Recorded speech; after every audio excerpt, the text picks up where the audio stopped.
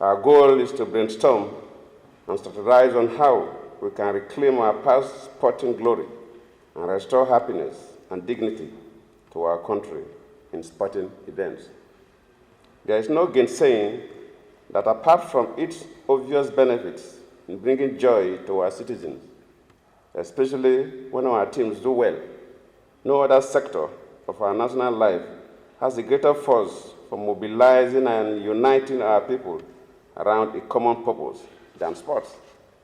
I remember vividly as the vice president when we had to host one team that did well, and then the chief of staff, General Abdulhai, was emphasizing we must receive this people very well because it is only when sports, and especially when we are winning, that Muslims and Christians don't know the difference between themselves.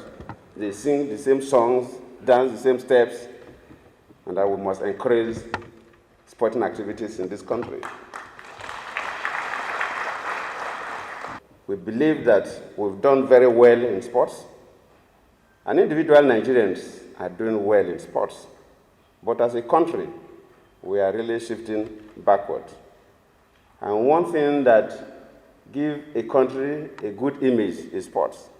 I remember in the Sydney Olympics in 2000, when I was then the deputy governor of Bayelsa State, and I led the state team to Sydney in Australia. That time we had a big name in sports. Even when we arrived at the airport, all the immigration officers, even at my age then, they were asking me whether I was a soccer. Because they knew Nigerians were all good soccer. So whenever they see a relatively young person in Nigeria, you must be a soccer player. And they did not even, the clearing at the airport was so easy because they thought that we were all footballers.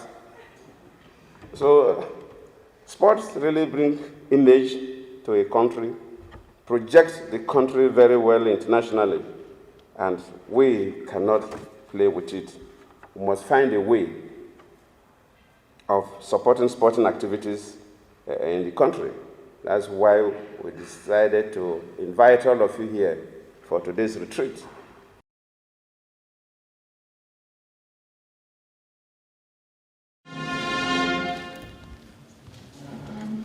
The federal government of Nigeria said it must have a retreat following the abysmal performance of Team Nigeria at the just concluded Olympic Games in London.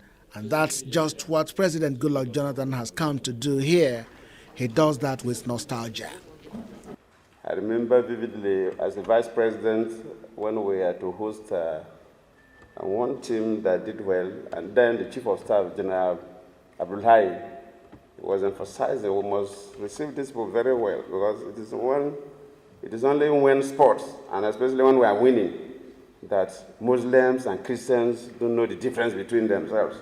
They sing the same songs, dance the same steps, and that we must encourage sporting activities in this country. He wonders why Nigerians have done well individually and continue to draw back as a team. And individual Nigerians are doing well in sports, but as a country, we are really shifting backward. The president sat through to listen to contributions drawn from far and near. Some of them have, in one way or the other, played major roles in the sports industry. They include state governors, officials of the administration, the organized private sector. They say that this is not in any way going to be another talk shop, but to lay a foundation that will make Nigeria regain a pride of place in sports. They also brought speakers from Nigeria, South Africa, and beyond to help chart the way forward. They emphasized grassroots sports, events calendar, proactive leadership, and the possibilities of winning anything in Rio in 2016. The biggest problem we have in Nigerian sports nowadays is that we detach ourselves from the background. And what's that background? It's the school sports. It did not take years of meetings and meetings and retreats and retreats. Stand up and just do what you want to do. If you say you want to make the Falcons, your Eagles strong, that's it.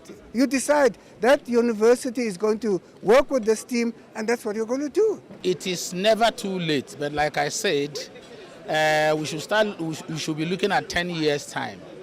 But if with some strategic planning, some devotion and sincerity of purpose, like I said, and some luck, we may barely scratch a few medals in Rio.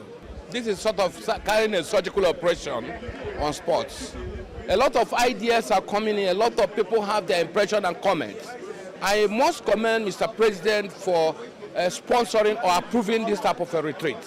This is a retreat that has to do with sports administrators, stakeholders from the media, other sponsors, ex-internationals, sports administrators, and what have you. Now, we should have a roadmap.